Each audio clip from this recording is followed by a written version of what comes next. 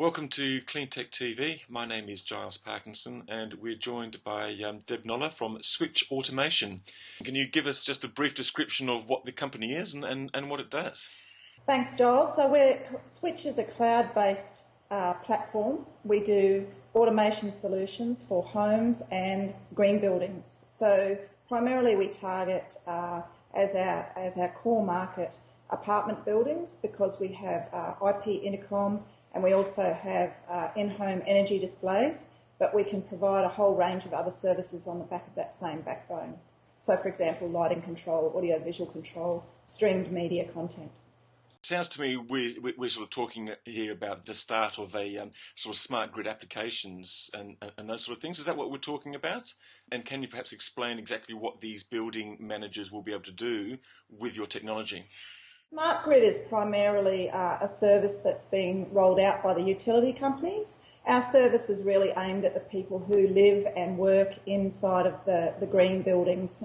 So if you look at property developers that are looking to deliver services on the back of an infrastructure that they're already delivering. So, for example, if you take some of our developers, they're already putting in a fibre network and they can offer a whole range of additional services on the back of that same infrastructure. So it's quite cost effective and it also delivers really good energy management. So we're a little bit different to the smart grid because we do real-time energy monitoring, but we also do water and natural gas, which is not what the smart grid can deliver. And then we can actually drill down into the data. So we can actually tell a homeowner or a tenant where they use that energy or where they use that water. So what time of the day, what devices, what room. And then once you know that information, you can then use some of our automation strategies to control that energy consumption. So how do those automation strategies actually work? I mean, perhaps give me an example for a homeowner, for instance, and what would they be able to do and how would they do it? Our platform sits over the top of all of the other subsystems and devices in your home, and we have a two-way communication with all of those devices. So how extensive that integration is completely up to the homeowner. They can subscribe to one or many of our services. So they might, for example, just do lighting control. So they would hook up their lighting system, which would allow us to control all of their lights, their floor heater, their towel rails, their irrigation system, and it's a two-way communication that we have. But equally, they could hook up, they could go the whole shebang and have all of their televisions and home theatre control and multi-room audio, so they can actually take it quite a few steps down. Are they handing over control to you, or are you, or do they have control themselves? They have control themselves, of course. I mean, there's no point us taking control of the home. It has to be completely simple to use and easy to install too. And that's what the cloud delivers. It delivers a platform which is easy to roll out.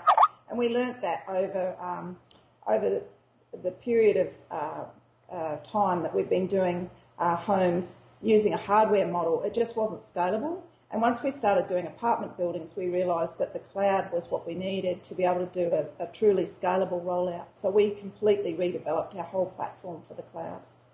And I'm guessing that it's that cloud platform that makes your product relatively unique. It is. I don't believe there's another product that's cloud-based that has the same broad range of services that we have. I've seen some cloud platforms that do security monitoring, and there's some that do energy monitoring that hook up to smart grid back ends that will give you some sort of energy management. But there's nothing that's truly a full automation platform. Okay, and one final question. I guess then, having this product, I guess the question is, where's the demand, or what is the demand? I mean, are homeowners, are businesses more attuned now to sort of, efficiency and savings in water and electricity?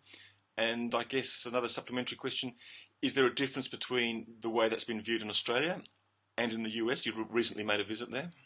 I don't think it's a lot different between Australia and the US. Both countries have a very strong sustainable building industry. More and more companies are moving from traditional building practices into sustainable building practices, and that's driven not only by government regulation but also by market demand. All of our green building codes are voluntary. There's no there's nothing forcing companies to build sustainable buildings, but they're doing it because there's a demand for it. So residents now can see that, you know, that they want to buy an apartment that's been built to these building codes, because it'll cost them less in the long run to operate that apartment than if they bought a traditional apartment. So it's definitely being driven both by the market and the government is also driving that demand. But we see the whole energy management aspect of what we do as driving home automation. That is the thing that will drive home automation growth. Thanks very much for joining us today, and good luck with the business. Thank you very much.